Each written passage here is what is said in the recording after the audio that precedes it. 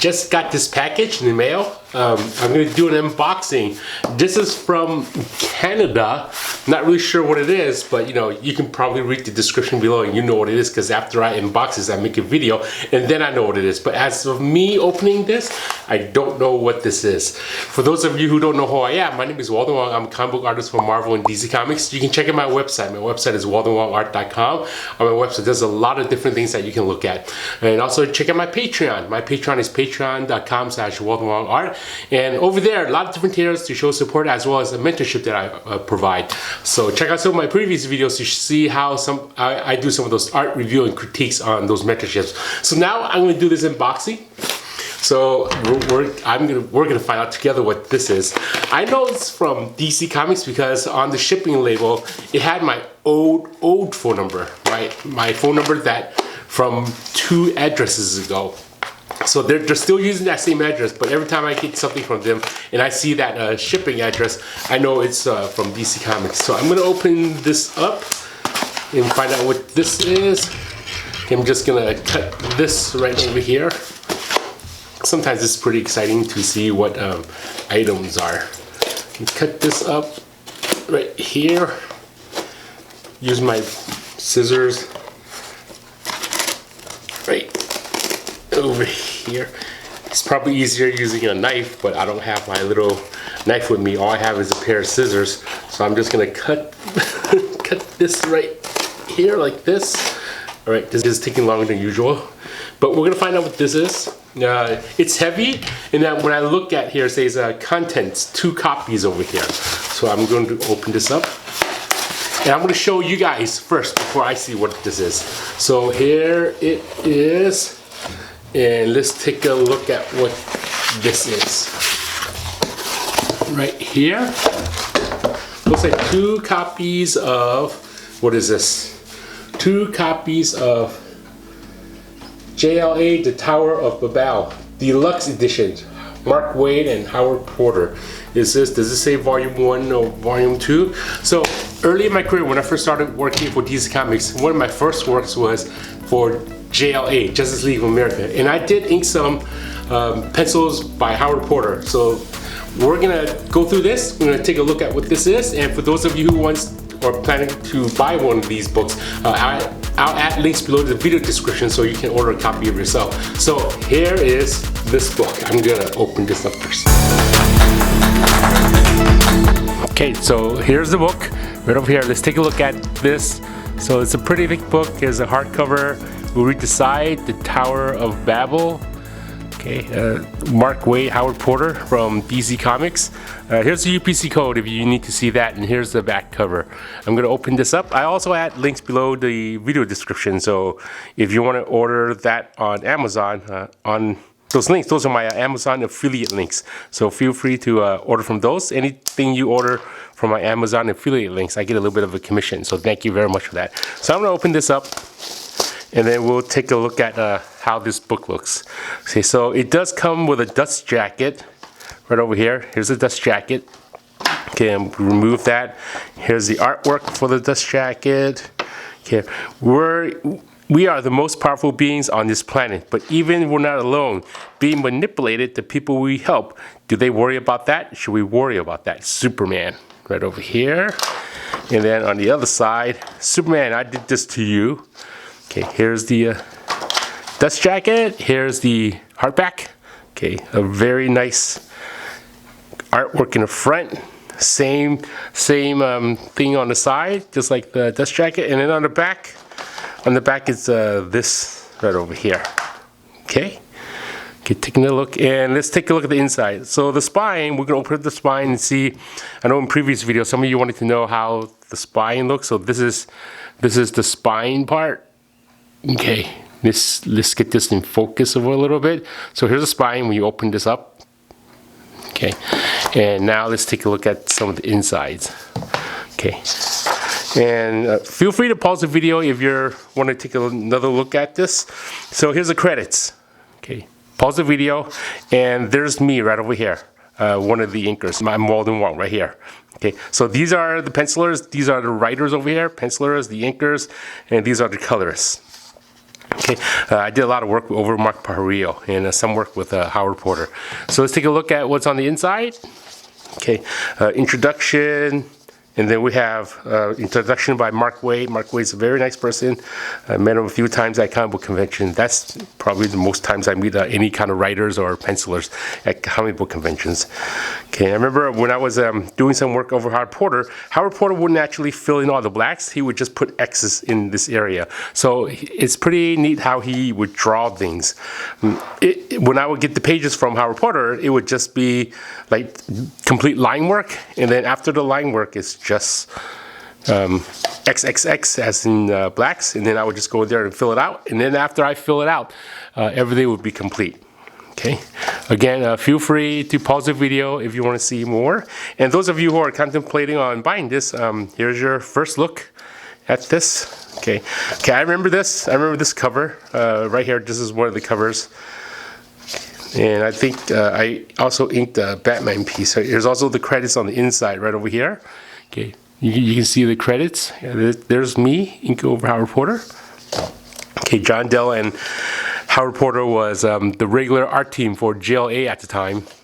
And I was hired to be one of the fill-in artists. Mark Parrillo and we were the fill-in artists. So anytime the regular team needed some kind of backup work, we would just go in there and do a fill-in team, or we would go in there and do like a fill-in issue or help out on a few pages. So that was nice. And this was my first DC comic work. I remember this page. This is the page that was one of my first Howard Porter pages that I've inked. Yeah, getting this page, it was just like Batman here. I think I still have this page. I'm glad I kept it. But this is a nice page of Batman coming out. Again, when I got this, everything that you see in black was not in black. It was just line work right over here. I'm going to take another look on the inside. Okay, so majority of this is Howard Porter and John Dell. There's a few issues in here. Okay, like for example, this one's another art team. Another art team there. But Mark Waid's the writer, the main writer. Okay, we're going to go a little bit quicker. And again, if you want to take a closer look, feel free to pause the video. And this should be out on Amazon.com right now, so you can order your copy there. Okay, again, links are below the video description. So one of the first projects that I worked on was JLA. Well, actually, this right here, JLA, this right here. And I remember one of the editors, they hired me. And I thought, every comic book, we get to work on all these main characters. We got Superman, we got Wonder Woman, Martian Manhunter, Flash, Green Lantern, Batman, and Aquaman. And being hired as a comic book artist and your first gig for DC Comics, I got to work on all 7 of these main characters, and that was so nice. At the time, I remember this cover right here. This is one of the covers to the issue that I worked on. So right here, this is over Mark Parrillo. Okay, cover artist was Howard Porter and John Dell, but the interiors were Mark Parrillo and myself, Walden Wong. Right here, we'll take a look at the credits, and you'll see my name right over there. And this is right off of my first published work, which was JLA Annual, issue number 2 for DC Comics. So we were, recruited to be the fill-in artist, and this is what happened here. And I was working with Mark Parrillo. Mark Parrillo at the time, he was an artist for Top Cow, Extreme Studios actually. He was an artist for Extreme Studios, and he wanted his art to have a Top Cow look, kind of like all those, the Witchblade, all the spikes on the inks. So I went in there and I started doing what he was asking. So even when I first started doing comic book work, I was trying to cater towards what the pencilers wanted, and I would go in there and learn what they have to say, and I would just ink according to the direction. There was a lot of noodling. Like if you look at some of the floors over here, some of this, that's all line work. Sometimes the pencilers, they don't really draw all those in, but I would just go in there and add more details. So that was a good learning experience. So here's another cover. I remember this cover. So the interior, so that was the full issue that I worked on. When John Dell and inker John Dell and Howard Porter needed a break, and we would go in there and do fill-in issues. Right here, here's another fill-in issue. I remember working on this. The JLA here, This wasn't hand drawn. This was all done by computer lettering. If I remember correctly, the letterer was Kenny Lopez, if I'm right. Yeah, Kenny Lopez, right over here. Kenny Lopez, he was just a freelance person. Later on, he was hired on staff at DC Comics to be one of the main letterers. So it was really nice to work with him. At this time, when we were doing the comic book work, Mark would send me the original pages through FedEx, and then I would get it, and then, actually, no, I'll take that back. He would send the pages to the editor, and then the editor, I remember working on this page, the Wonder Woman, and then all these horses and the chariot.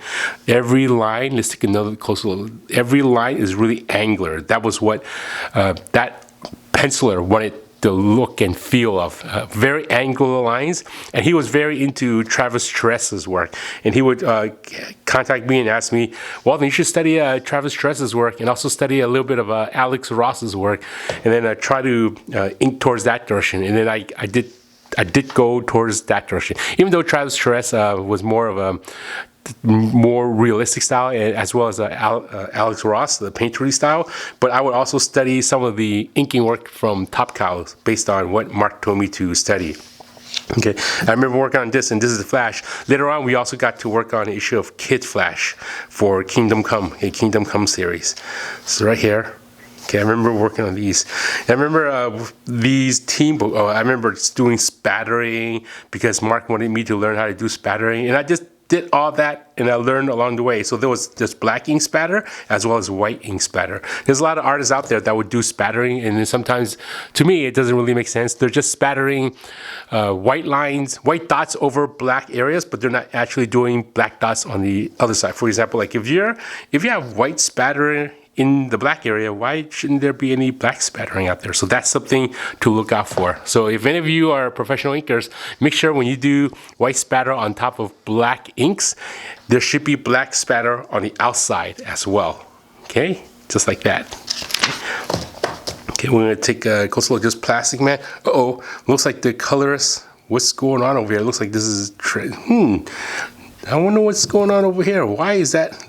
Okay, let's read so we don't know what's, maybe it's a translucent thing. No, it's more invisible. Gray Scott, it looks like a job for Plastic Man.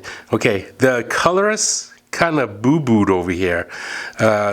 They added that image and they forgot to remove that. They forgot to mask this area. So you can see kind of Plastic Man's belt overlaying on top of this monster. I wonder if it was like that on the original comic or some of the trade paperbacks. So if you do, comment down below and let me know some of this. Or yeah, that shouldn't be like that. So there's a mistake there. Who's the editor of this edition? They should have did a good job and double check. Anyway, let's go continue looking at this book. Maybe later on when they do newer editions, they'll fix that. Okay, let's take another look. Yeah, a lot of stuff. Okay, see, DC Comics like that image so much they use that for one of the last pages. Now, every so often you'll see trade paperbacks where there's a story and then there's a cover here, or there would be a blank page here or something. Now, the reason for that, like for example, they'll just add this page here. The reason for that is because when comic books are made, originally for these one, there was 22 pages, and it has to follow that same even number on this side and odd number on that side, because every so often you're going to get a splash page or sometimes a double page spread, and then if you don't have those filler pages like these pages, those pages might be in the middle of the next double page spread, and you might get the first page on this side and then the second page on that side. That is why sometimes when you're reading trade paperbacks or hardcovers or collected editions, you see like a filler page or a blank page in there. Okay, so here's the last issue here, and then here's the cover, and then here's the filler page. They could have removed, like not even have this page at all, but then to let the readers know that this is like one issue ended and it continues here, they just add this here, kind of like chapters, if you will, right over here, and there's more of the artwork. Okay, yeah, this is a good time working for DC Comics. Let's take a look. Again, if you want to pause the video and take a closer look, feel free to take a closer look. Again, links below the video description. What's going on over here? Superman is all looks like the muscle area. Okay, and then here's another cover. This is a nice cover. David Ross worked on this cover. I remember inking a commission piece over David Ross. I thought his signature was kind of cool. It was kind of like a sword with the handle and then the hilt over there. And then I remember one of the first commissions I worked with him was a Hulk vs. Pit piece. It was so large. It was maybe about, what's 11 by 17 times 4? That's the size of the original art. I wasn't even able to make a scan or a photocopy of it because the artwork was so large. But that was my first time being exposed to David Ross, and I didn't even know who that artist was based on his signature. It was later on when I was collecting comic books. I saw that same signature on other comic book covers that I realized that that was David Ross based on the credits that was inside that book. He also wrote a book called, I think it's Drawing, How to Illustrate or How to Draw a book. It was pretty good. Okay, so we're going to take a look at more of this. Batman over here. Just some little stats. I wonder if these stats were originally inside. Let's take another look. What's going on here? Okay.